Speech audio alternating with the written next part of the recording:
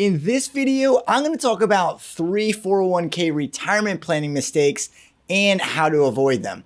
And one of those mistakes is the 401k loan, but it's not the actual loan that's the mistake. But before we get into that, if this is your first time at our channel or you haven't subscribed, click on the subscribe button at the bottom. My name is Travis Sickle, Certified Financial Planner with Sickle Hunter Financial Advisors.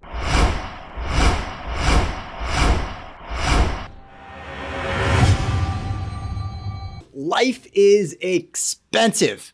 There's bills, there's things to pay for, things always come up. We always have things that are pulling our money for today and for tomorrow. So you have your car payments. If something happens to your car, you have to fix it. Your house, that's an endless money pit. You have one project that you get done, and before you know it, you have another project that needs your money. And then there's retirement. You know you need it. You're probably saving for it. That's why you clicked on this video, because you want to know what the mistakes for the 401k are, and you want to avoid them, and you want to know what to do. So the mistakes is really not the issue. It is the pre-planning that really takes you by surprise when you have an issue and you don't know where to turn to. So a 401k loan, that is one of the mistakes that you might be making or might make if you're gonna look at the 401k loan. And it might make sense to the 401k loan. So I'm not gonna tell you not to take a 401k loan or to take the 401k loan, but the mistake in and of itself is how you got to that point where you needed to tap your 401k. And it doesn't stop at just the 401k. It also has to do with cashing out your 401k or other retirement plan, or even really just stopping the contributions. Because remember, 401ks have matches, so that match is free money in your pocket. So we've talked about it before. If it's a 50% match, it's a 50% rate of return. If it's a 100% match, it's a 100% rate of return. There's not many other places you're gonna get that. In fact, there's probably not any place you're gonna get that, where you're getting a great rate of return just by the fact that you're saving. So we have the 401k loan, we have cashing out the 401ks, and we have stopping your contributions. Well, the problem with all three of these, the real issue is that you're stopping the planning process of getting to retirement. So at some point, you've made the decision that you're gonna plan for retirement, you're saving into the 401k, you're getting the match, you're doing everything you're supposed to be doing or taking steps in the right direction to get where you want to be, which is great, but then you find yourself in this position where you need additional money. So the real mistake is, like I said a minute ago, is really in the planning process.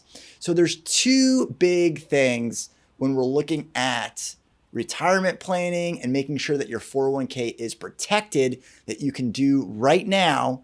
Even if you're in that spot where you need some money, we can get past that. We're going to put that over to the side for just a minute.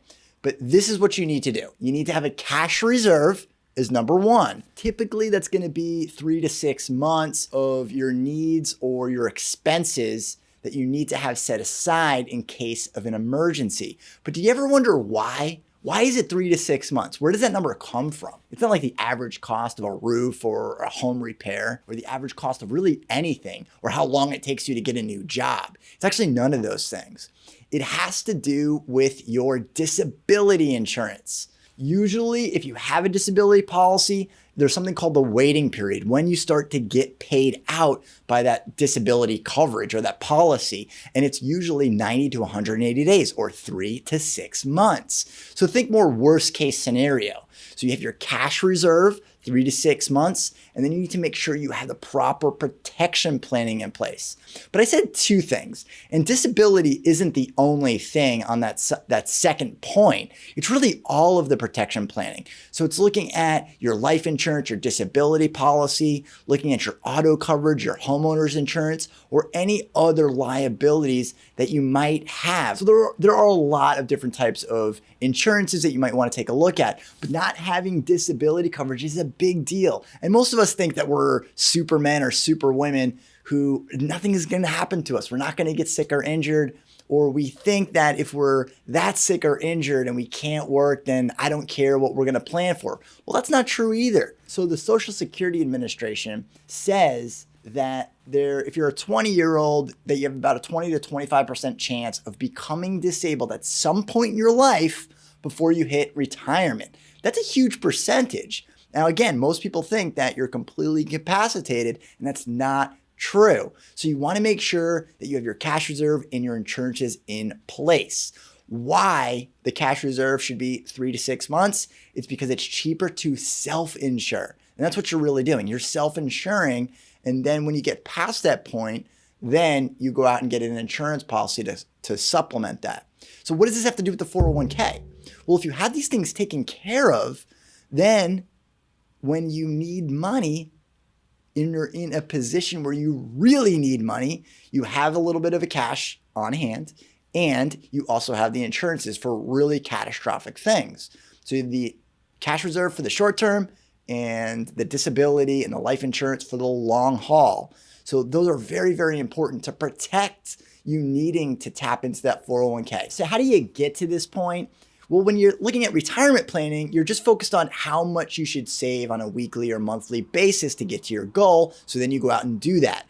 Or you look at the 401k and say, I have this opportunity to put money into a retirement plan. I know I need to retire at some point in my life. So that sounds like a good idea. Well, if you're doing that for year after year after year, you've built up quite a nest egg.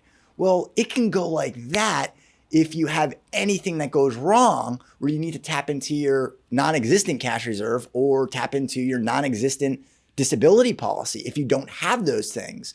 So there's other things besides just planning for retirement that could affect retirement inadvertently that you need to make sure is taken care of. So again, it's looking at your cash reserve and your protection planning at the same time that you're looking at how much you should put into the 401k. So you want to make sure that those things are balanced out, because if you're just contributing to your retirement plan, and it doesn't have to be a 401k, it could be any retirement plan, but you're doing the right thing by putting the money into the retirement plan, but you're leaving a huge risk on the table if you're not looking at that cash reserve and the insurances. So the three mistakes, that 401k loan, cashing it out, or just stopping your contributions altogether can really hurt your retirement. But there are answers, there are things you can do to make sure that you're financially bulletproof, that you're better off, that you're protected, your family's protected, you're protected. You're just gonna be a lot happier and able to sleep at night knowing that all you have to do is show up to work, put the money into the retirement plan, and then let your plan take care of you rather than you constantly chasing that goal, that retirement, trying to save a little bit more. I hope this has helped. If you've enjoyed this video, be sure to subscribe and leave your comments down at the bottom.